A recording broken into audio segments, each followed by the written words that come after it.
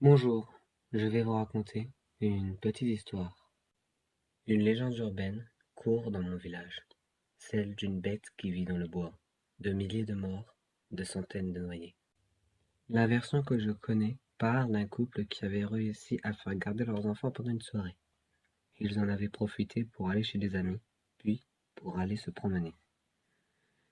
Hélas, ils avaient fait une erreur. Ces imbéciles avaient fait une erreur. Laquelle? Celle de se promener aussi tard? Celle d'avoir oublié leur téléphone? Celle d'être partis sans avoir pris la peine de dire qu'ils allaient se promener dans les bois?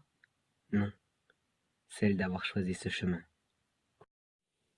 La légende dit qu'une bête tue ses victimes à un lieu seul, celui qu'on nomme la frontière de l'eau et de la terre gouvernée par l'air, celle qui fut détruite par le feu. C'est un chemin qui est entre le lac et le bois. Sur ce chemin, beaucoup d'arbres ont brûlé, mais on ne sait pas pourquoi. Cette croyance disait aussi que la chose du bois vous tuait en 1 minute, qu'importe votre nombre, et n'apparaissait qu'à 23h59. À 23h58, ils avançaient sur ce chemin quand un hurlement se fit entendre. Il ne leur restait plus que 60 secondes. Une bête à l'œil sombre, masquée par l'ombre des feuillages, leur fonça dessus. Tétanisé par la peur et malgré l'assistance de sa femme, l'homme resta figé. Elle arriva à leur niveau. 50 secondes. Elle fit tomber la femme sur le dos et se rua sur l'homme qu'elle fit tomber dans le lac. 40 secondes. Elle se tourna sur la femme et l'assomma d'un grand coup de patte.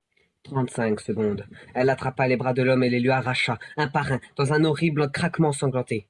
25 secondes. La plupart des arbres du chemin sont brûlés, sauf un qui est assez jeune. Il y a au moins une dizaine de milliers d'arbres cramés sur ce chemin. Et d'après la légende, plusieurs milliers de personnes sont mortes ici.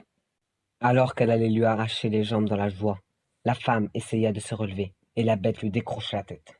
10 secondes. Elle attrapa les jambes de l'homme et les lui arracha avec une vitesse monstrueuse. 6 secondes, puis elle retourna l'homme. 3 secondes. Et l'homme et la femme moururent, l'une en se vidant de son sang, et l'autre en se noyant. 1 seconde. Les deux seuls arbres qui poussaient sur le côté prirent feu et un petit plan naquit. Mais moi je sais que cette histoire est réelle. Je le sais. Ne dites pas que je suis fou. Ils m'ont parlé dans ma tête. À moi. Pourquoi à moi? Parce que ce sont mes parrains. Enfin, c'était.